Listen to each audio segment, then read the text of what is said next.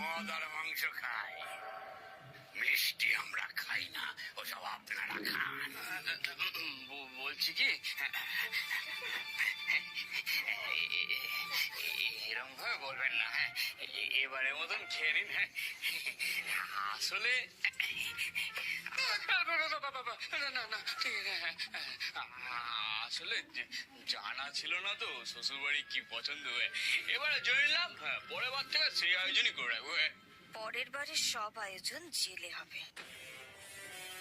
দাঁড়াও না, এই তো সবে শুরু।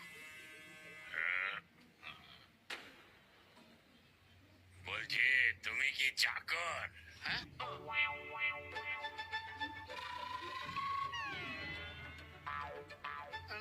না, আমি খতন। না না, ও তো আমার ছেলে, ওই পাত্র। ও, এই তাহলে পাত্র।